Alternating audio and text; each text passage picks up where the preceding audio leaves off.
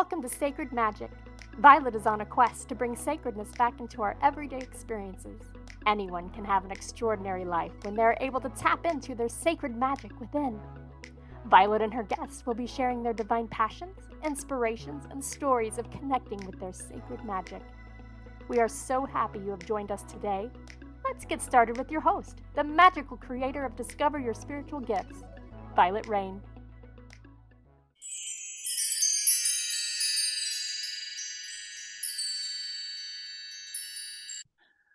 Hi, welcome to Sacred Magic Podcast. I'm so excited for this special edition.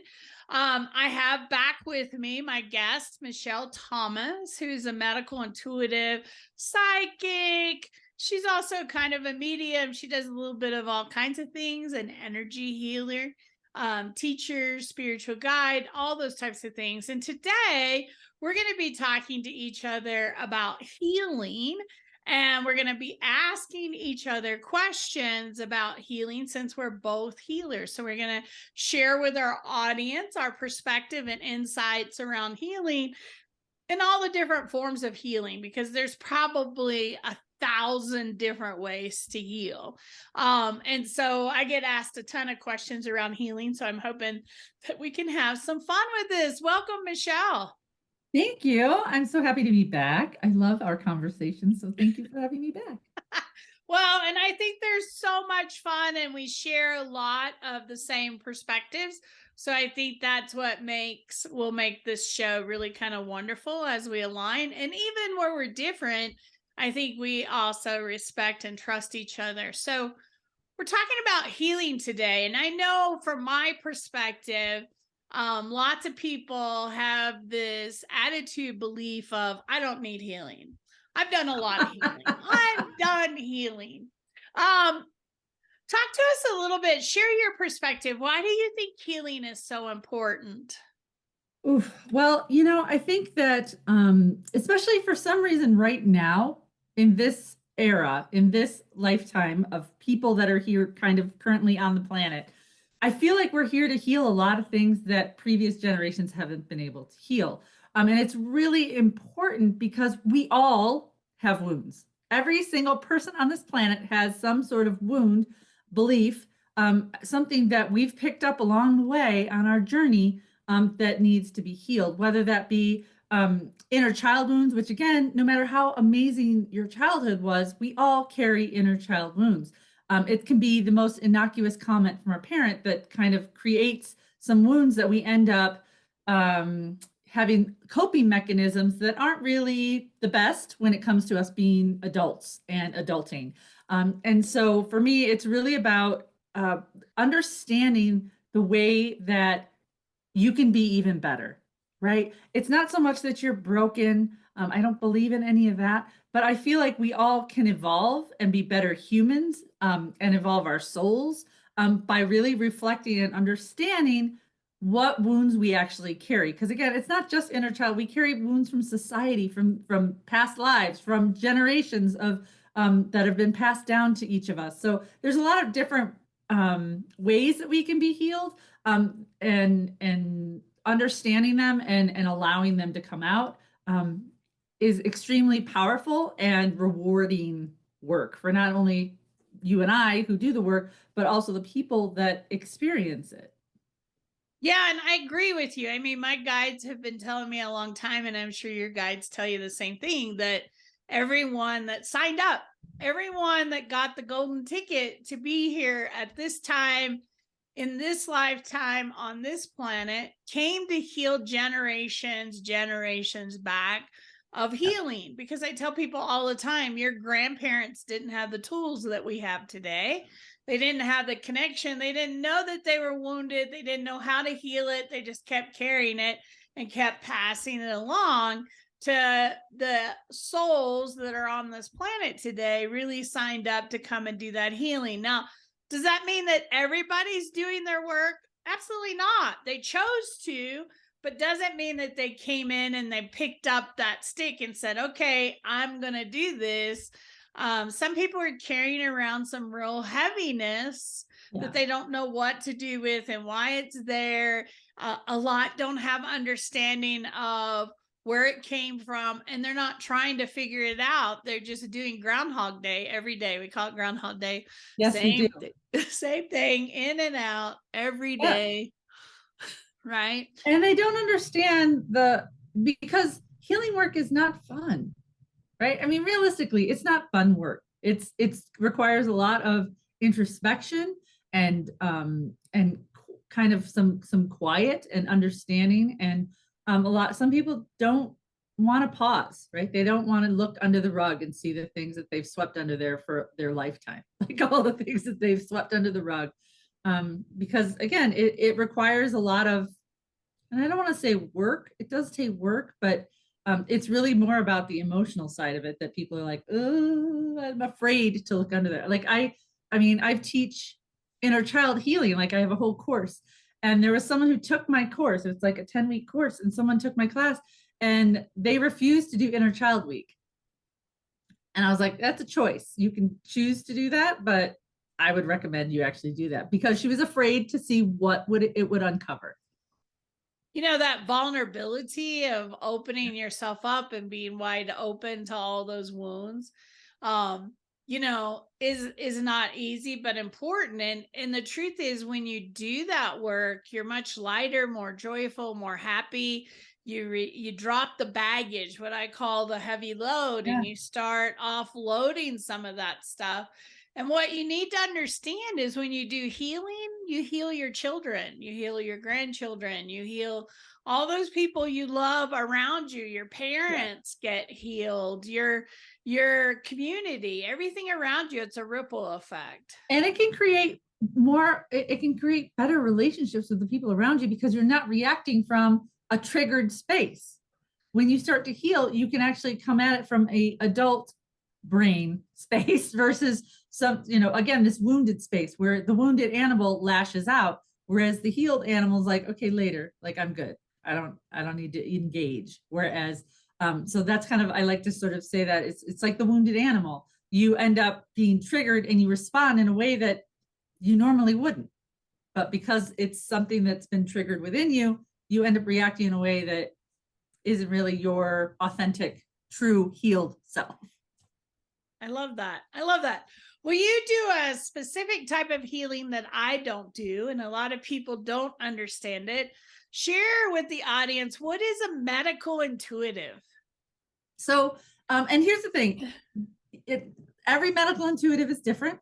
Everyone has different gifts and talents. I studied under someone, and there was another person there with me who was studying at the same time, and she saw things very differently than I did. So just know that everybody has their own gifts. But for me, so being a medical intuitive is basically, I tune into your body, mental, emotional, spiritual, and physical, and I kind of see what's going on. And that can be what's going on physically and how it's related and tied to potentially other aspects within your body. And so if it's a physical ailment that you need to go see a doctor, they show it to me a certain way and say, you know what, you might want to go have this checked out. But a lot of things occur in our body that are actually, the root cause is within our emotional or mental body. And so I always tune into our chakra system first when I tune in, because it's the junk drawer of our lives. It carries the emotional, mental, spiritual, and physical wounds that we all kind of carry around, not only from this lifetime, but past lifetimes and all sorts of good things. And it carries our cords and attachments. And so I always start there, because a lot of times I'm like, oh, you know what? You're experiencing a thyroid issue because you aren't speaking your voice. You're silencing yourself. You're biting your tongue. You're not feeling your emotions, whatever it is. And so when we can start working through that and then energetically clearing it, then, you know, we start adding new energy into their thyroid, and we can start making it so that it works a little bit more efficiently. And so I see things in people's body. Actually, I'm a claircognizant, which means I just know things.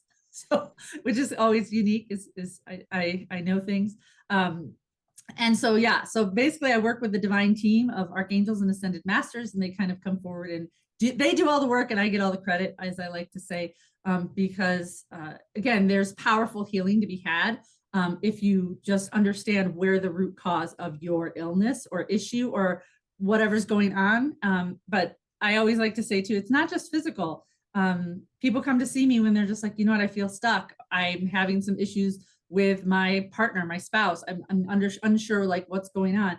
And so I can kind of see where it's living in their body and help them to uncover it and to heal it as necessary.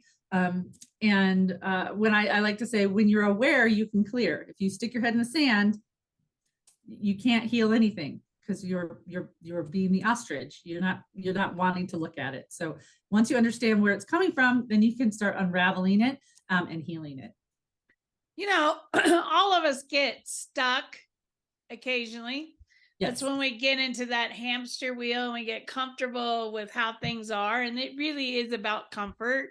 Yeah. It's like, I know what to expect. I know Groundhog Day. I know what's going to happen tomorrow. I know what I'm going to do when I wake up. And we get into that pattern of being very, very comfortable with everything going on. And that's when we kind of get stuck, because we get in these cycles and we can't get out, or we don't know how to get out. We don't know how to move that energy. And just understanding, hey, I'm stuck, is a start in moving it. So, you know, you're talking about all these angels coming in and doing healing in your divine team. And the question that popped in my mind, if we have all these divine beings around us, why aren't we all healed? Why don't they just come in and heal everything and it goes away and life is beautiful? Because they have the power to do it. Why do they need us? And what is that all about? And so, you know, from my perspective, you created a contract when you came in, a plan, a master plan on what you were going to be facing in this lifetime, and what were going to be the difficulties and challenges, and what were going to be the easy. And so most people say, well, if I created this, why don't I remember it when I come in? And I think the best answer to that is, if you knew everything that you were going to face, would you take that step forward, or would you go back home? I mean, you created that, you came in to do that. And I think we forget, because it's such a big elephant, that we couldn't process all, but when we take a bite at a time, we can get through it. And that plan is really important. And so until you've gotten the lesson, and I hate the word lesson, but until you've had the growth opportunity, I like that word better than the lesson. We've used lessons for years, and it's like, I don't like lessons, because I don't think it's about the lesson. I think it's about the experience and growing through it. And if you had this super easy life, why would you grow? Why would you expand? Well, and you know, we all have different experience. We all have different lifetimes, right? We all have different experiences in each lifetime. But you're absolutely correct. Like, one of the things that I can't, like, that my spirit team has told me, they're like, the one thing that we can't help heal is a soul contract unless it's ready to be healed. So if that person says, I signed up to experience cancer, and the reason that I'm going to have cancer is because my family needs to learn how to step up to be able to help or assist or whatever it is. Like, and so until that person or their family, whoever they've signed contracts with, to say, I'm going to experience this so that us, my whole generation, all of the souls that have signed up to come in together, have reached where we've healed that particular contract, they are just like, no, that's our one sort of end stop. And so I always kind of share people, I'm like, listen, this is what we can do, but there's a limit. So if you've signed up for this experience, I can help make it easier for you. We can help, make it so that you understand things a little bit easier, and so that you're not suffering quite as much. But ultimately, you came in to experience this, and so that's something that you have to experience. And that sucks to say to someone as a client. You're like, okay, well, so we can help you, but until you're ready, and you have to sort of work through some of this. So it's an interesting dilemma. But another reason that, people, is that they don't give them permission to help them, because the divine is there for everyone.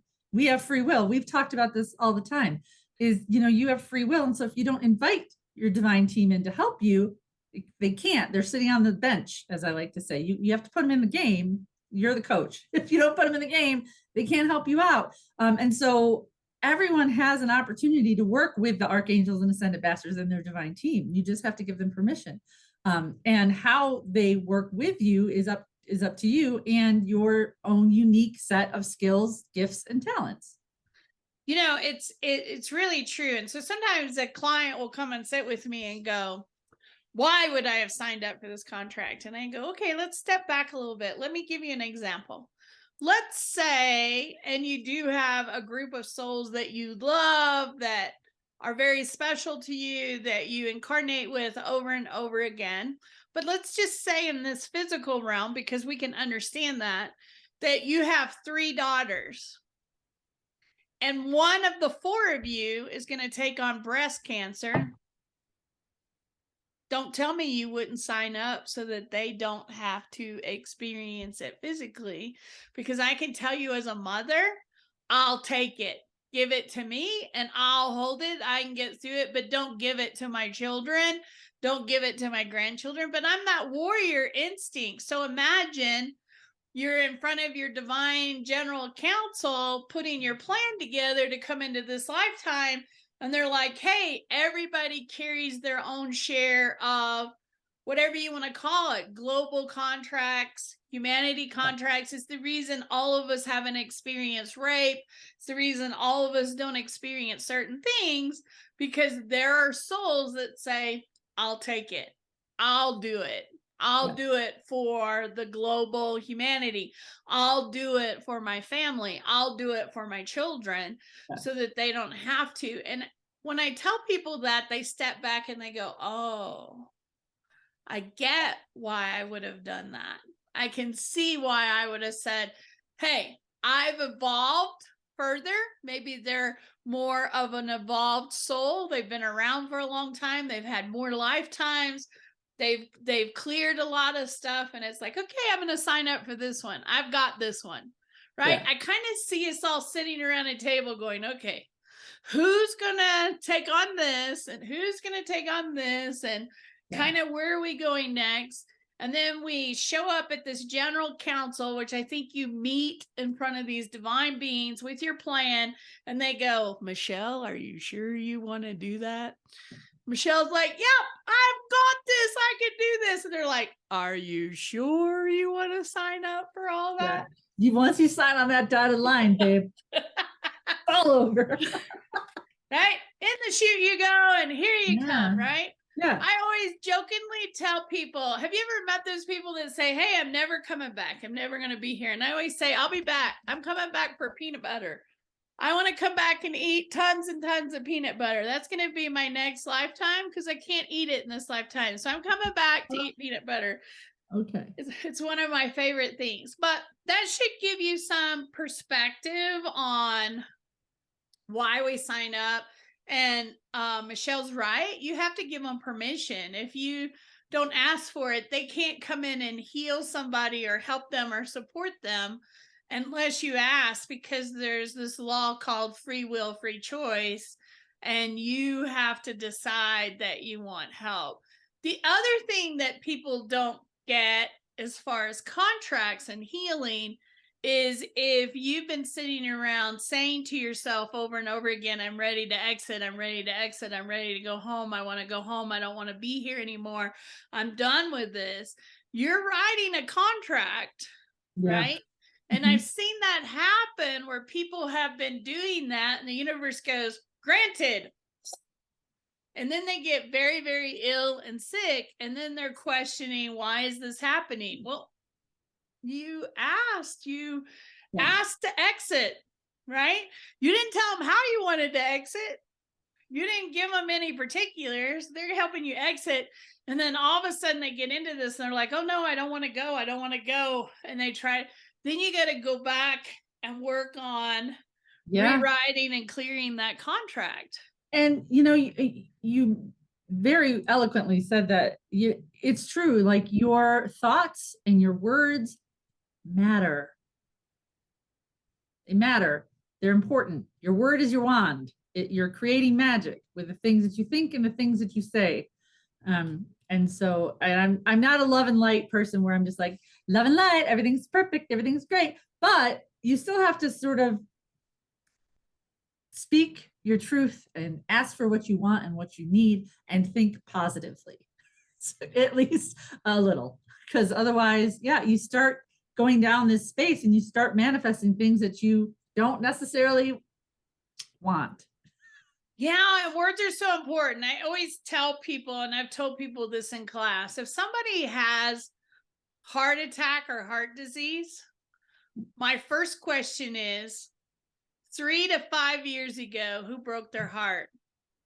Same goes for breast cancer, to be honest. Breast cancer, though, is usually about self-love and how you feel about yourself as women. It's you beat yourself up, you think you have very low self-worth, self-confidence, self-esteem, all of that stuff that can manifest as breast cancer. Same. So yeah, absolutely. Same thing. Somebody says, wow, Susie broke my heart, or Mary broke my heart. Those words, you send it out to the universe, and that's what it comes back as. And I can't tell you how many times I've told somebody that too, and they've had somebody that's had a heart attack or something's happened, and they're like, because they get exactly when it happened. Exactly when it happened. I had a friend that I loved dearly that sacrificed his life for his children. It was all about his kids and not about him. And so because he didn't step in to allow somebody to love him unconditionally, for him to have love in his life, he died from heart failure. It happens exactly that way. And he and I had multiple conversations of, your heart is trying to tell you something. Are you listening? Right. And this is why I start in the chakras when I work on people's bodies. That is right over their head. They're like, right? Because your body's telling you something. Yes. Every ache, every pain, every piece of nausea, every digestive issue, everything that happens, your body, it's your warning signal. Hello, are you listening? Yes. Hello, are you paying attention? Right? And if you ignore it for long enough, it becomes a major disease. So yeah. It really does. And so people laugh at me, but I negotiate with my guides. I know when I'm overwhelmed, exhausted, tired, when I've overdone it. And so I may have something coming up, like several things that are really important. And I negotiate with my guides because I know when I hit that place of exhaustion, overwhelm, overwork, they're going to make me sick because they're going to put me in bed and they're going to make me lay down and they're going to make me rest. And that shows up as COVID, flu, cold, sinus infection, whatever you want to call it. They're different things, but I know that's coming. And so I negotiate, just help me get through this point. And I promise I will rest this many days to refill my tank because I can already feel that I'm getting tired. Yeah. So if you have a low immune system, if you're struggling with energy, it's about your energy tank. And Michele talks about a lot when we do things. She's like, you only have so much energy, guys. It is a finite resource. Your energy and time every single day is a finite resource. And I say you have to use it wisely. Choose what you want to spend your time and energy on, because every day you have a limited quantity. And some days feels like you have more than others. And that's okay, right? There's the 4 agreements. I love the 4 agreements too. You do your best. Right. However, whatever your best is for that day, you do your best. Right. And as one of the agreements, but absolutely. And, you know, your body and your emotions are there to tell you something. And I say this all the time, is like listening to your body, listening to your emotions so that you can understand what your body is trying to tell you. An emotion is not bad or good. It is just an emotion. It is information. And just like your body, when it's telling you something, when you're having gut issues, you know, like listening to, okay, am I giving my power away? Am I not using my words and emotions properly? Like, because when you swallow your words, you swallow your emotions, they go inside your body and rot. And it creates food allergies, insensitivities, you know, a gut imbalance in your gut health. So much stuff has to do with the way that you use your words and whether or not you're swallowing them. And then it also creates thyroid and Hashimoto's and all sorts of things. Like, so, understanding the way that your body and your emotions and how you're treating yourself or how others you're allowing to treat you, all of it matters. It's amazing, the connection between the energetic body and the physical one.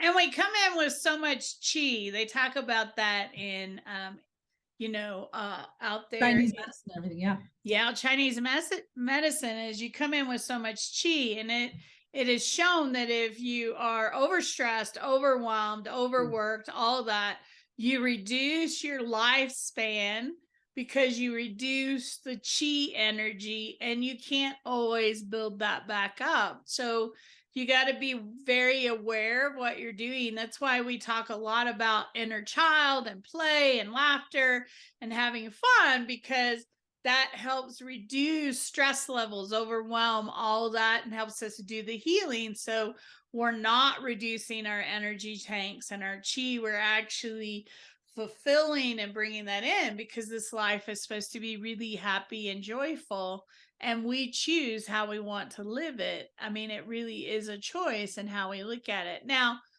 the other thing I wanted to talk about on here is there's thousands of ways to heal. There's thousands of different modalities, right? You can go into Reiki, healing touch, cranial sacral, sound, emotion codes, cord cuttings, energy, whatever you want to label it. As a healer to a healer, what I can tell you is it's the same energy with a different label and a different focus, right? I have people come to me all the time. Which one's better? There's not a better. There is, what are you drawn to? What do you resonate with? And as that healer, what were they drawn to learn? Where did their training come from? Probably 25, 30 years ago, healers would pick a path and they would stay in that lane. They were either a reader, a healer, and they never left. They did their one training. That was their lifetime. That's what they worked with. In today's world, we all have hundreds of tools in our toolbox, and we pull them out and use them differently for different situations and different people. What might work for one individual may not work for the next one. So our guides are really good at, hey, use this. And sometimes they bring in something totally new, like a spiral that's pulling energy out. And we're like, I don't know what that is, but we're going to go with it. And you've got to trust. There's not one more than the other. Even when you look at Reiki, there's probably over 100 different types of Reiki energy. Reiki stuff. So there's not one over the other. There's just a lot of different. And I kind of call it, like, Reiki is like the gateway drug to like healing.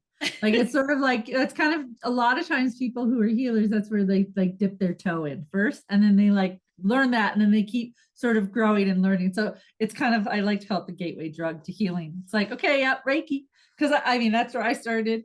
And I trained, I trained under you for angelic Reiki. I trained under some other people for Usu Reiki. And so, but ultimately, like, I dipped my toe in a lot of different things until I found which one was like, ooh, that one lights me up. Yep, that's it. That's the passion. That's the one that expanded me the most, right? Medical, intuitive, and energy healing. When I finally figured that out, all the things clicked into place. They really do. And it's personal. It's a personal journey and a personal preference. One of the things I offer is cord cuttings. And if you go out and look up cord cutting, you can get all kinds of different techniques, different ways to do it, meditation, energy healing. Mine's a very ancient modality, which was from the mystery schools. Everybody does it different. And it's just, what are you called to do? What do you resonate with? What do you want to bring in? I think one of the big questions that I always get is, for any healing, cord cutting, whatever you're doing, can you bring it back? Yes. If you haven't changed your mindset, it's going to come right back. Have you not seen that? And Michele, share a little bit about somebody comes in and does a big healing. Is it totally gone, and can they bring it back? I mean, I've done some healing where, I had one client who, it's funny because she's the same one who refused to do my inner child healing session, like the work for that. Anyways, so I had a session with her, and she had major ankle pain. Right. And, and so we did a lot of work, and we did some healing. We did some cord clearing on some stuff, like why it was there and why it was happening to her. And like literally like the next day she was like, holy crap, like this is the first time in years my ankle doesn't hurt. I can walk around. My husband thinks you're magic, blah, blah, blah. And I'm like, great, awesome. And then like 3 or 4 months later, she's like, oh, my ankle's bothering me again. I'm like, okay, well, what did you do?